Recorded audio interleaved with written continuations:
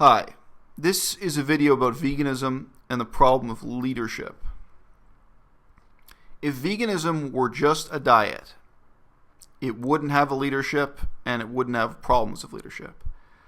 If veganism were just a diet, it wouldn't be discredited by bad leadership.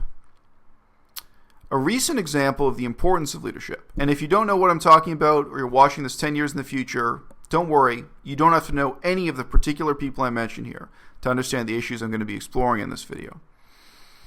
But a recent example was the sort of rise and fall of Gary Yourofsky.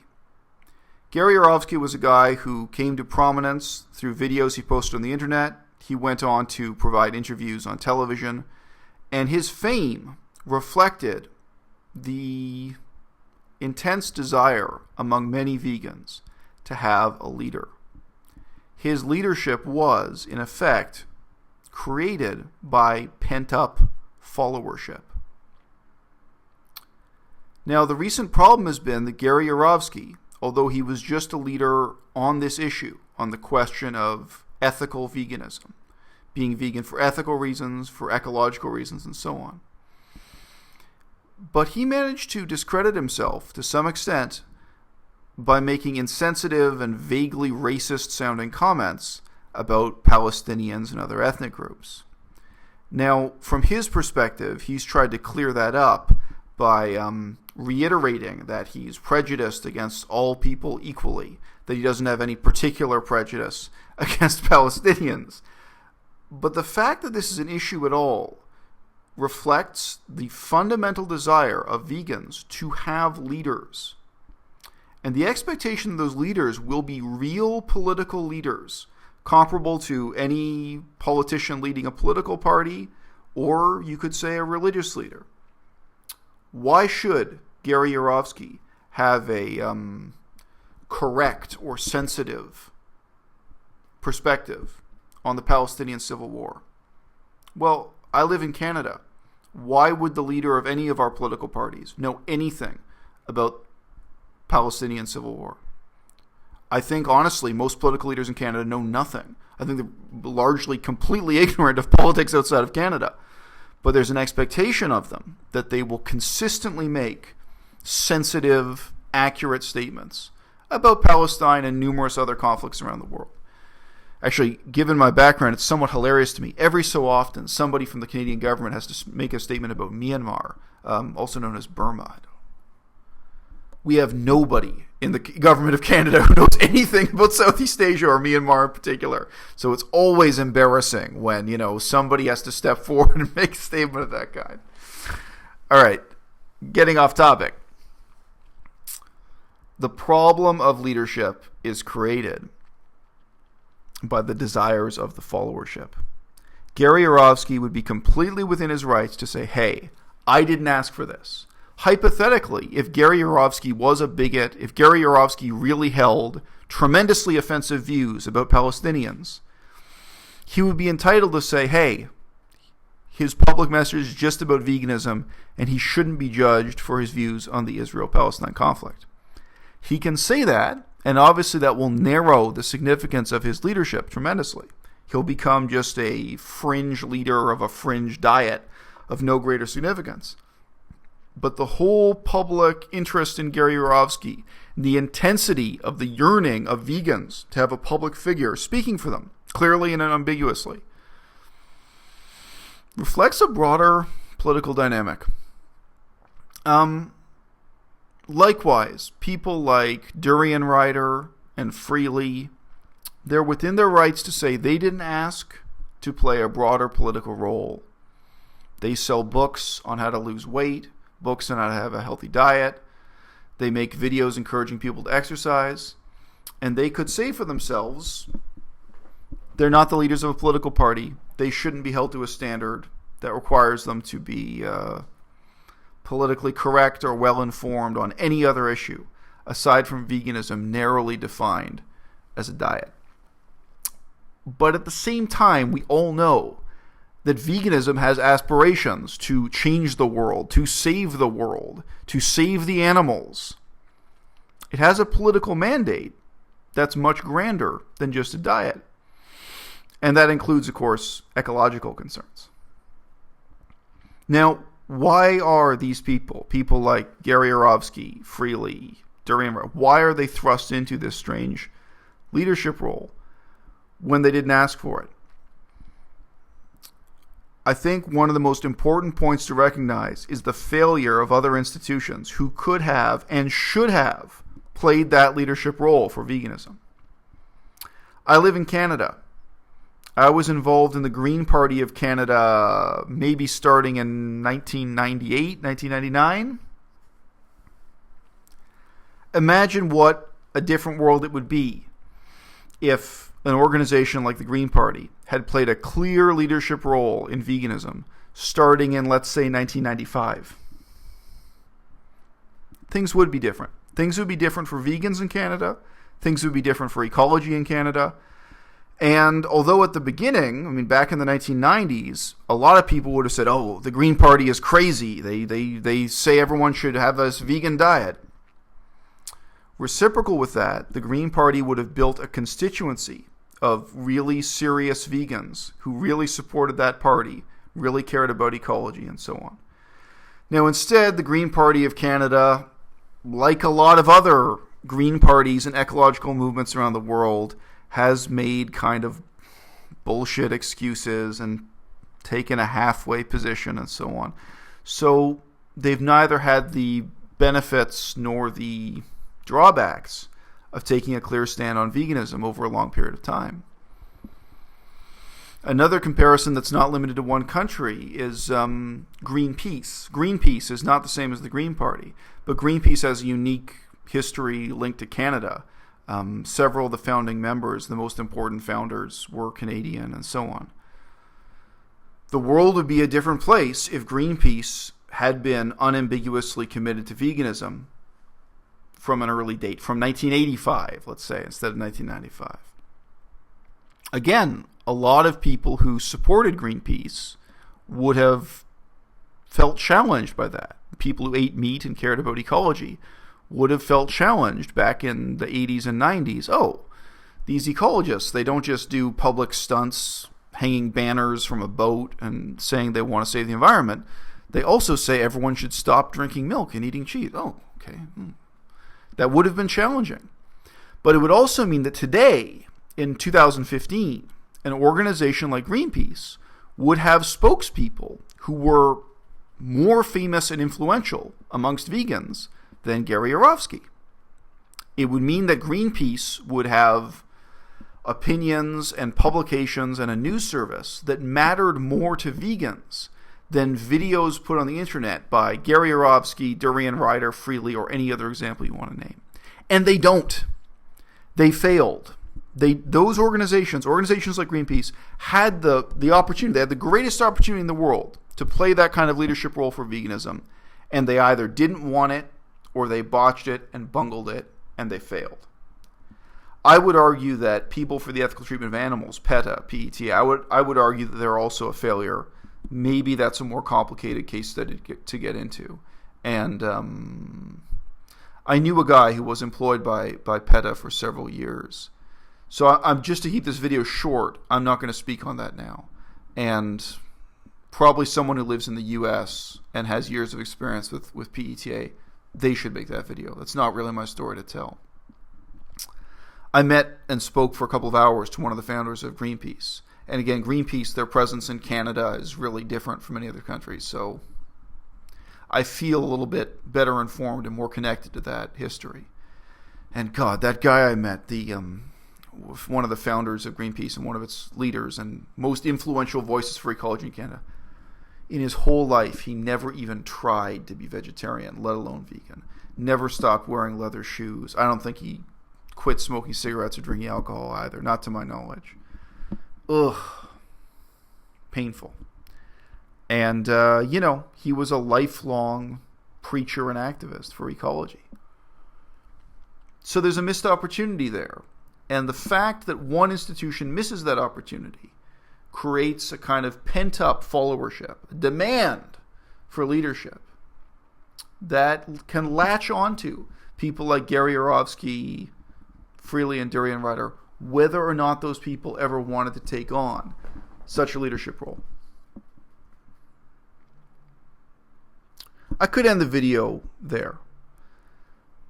Maybe I should end the video there. 10 minutes is long enough, huh? I think the other warning I want to mention here is just that success in one place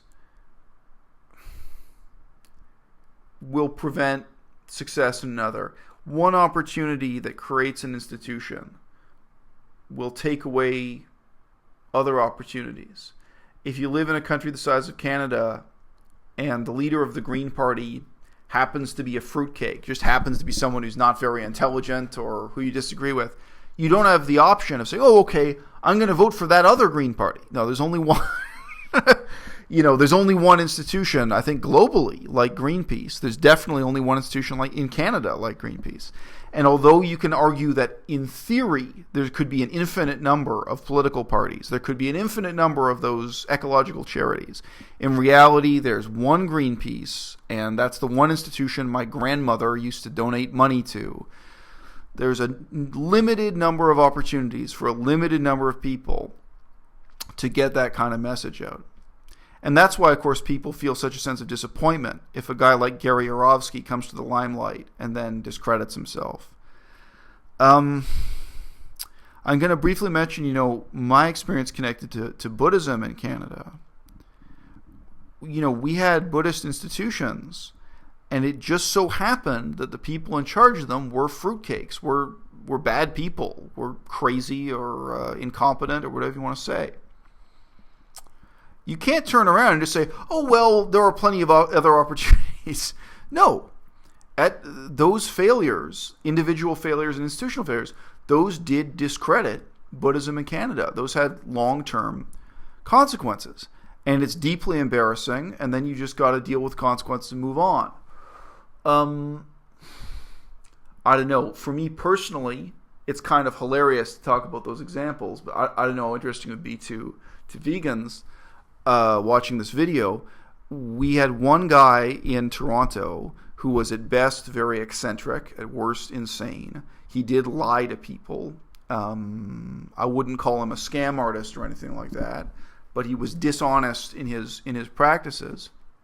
And he managed to set up an institution right on the edge of the University of Toronto that was proclaiming itself as being a kind of academically valid Buddhist institution. So not just religious, but allegedly doing real research and providing language classes and other functions. Of course, it sounds great on paper.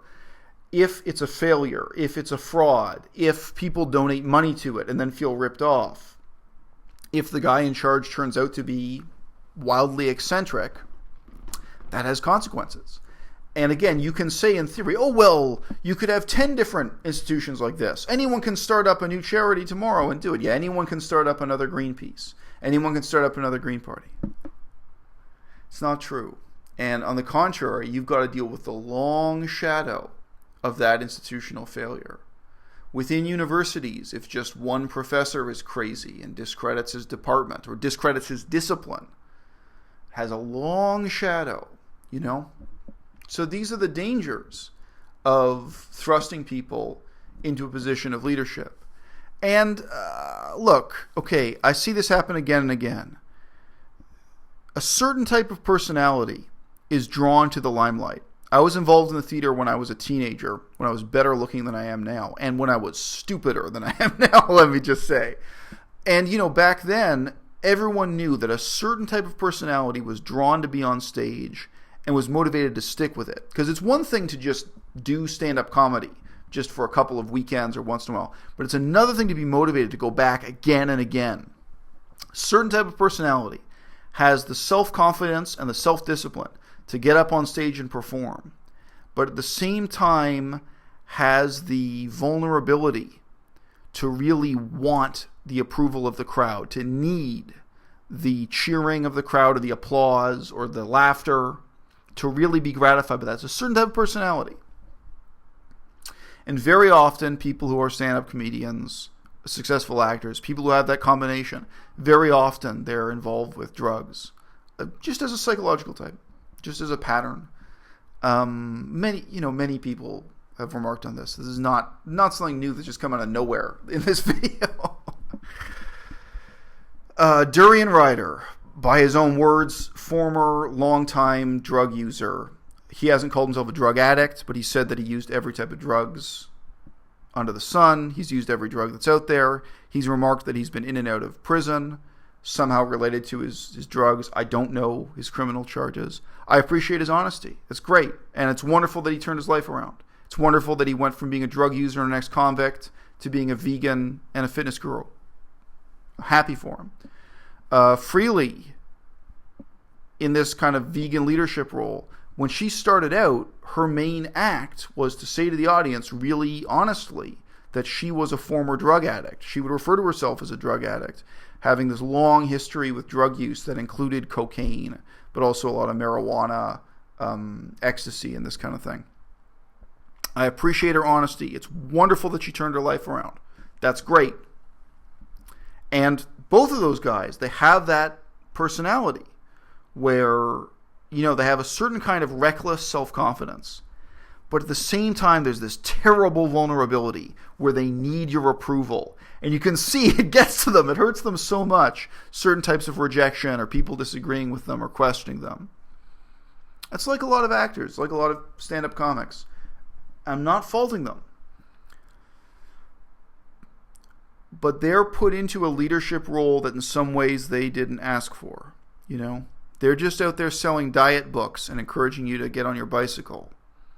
And, like Gary Yourofsky, what if they happen to make some politically incorrect statements, some offensive statements about Aboriginal people, about Indigenous people in Australia, for example? Would it matter? It would, because our expectations of them in this leadership role really are closer to a political leader or a religious leader than they are just somebody promoting a diet and they're promoting an ecological cause. They're asking you to save the world. They're promoting a moral and ethical cause. They're asking you to reduce animal suffering. Those things go way beyond just being a diet and fitness guru, even though they may have never asked for that kind of responsibility. And I see the same pattern repeating itself. Who chooses themselves for this role? Who puts themselves on stage? And who takes on that kind of leadership? There's a new guy called the Vegan Cheetah. I totally appreciate his honesty. He's a former drug addict, former convict. And he did talk about the charges. He committed non-trivial crimes. And he's been in and out of halfway houses and so on. So, former drug addict, criminal charges. He's now turned his life around. He's become vegan. He's become very serious about weightlifting. He shows off his body. That's great.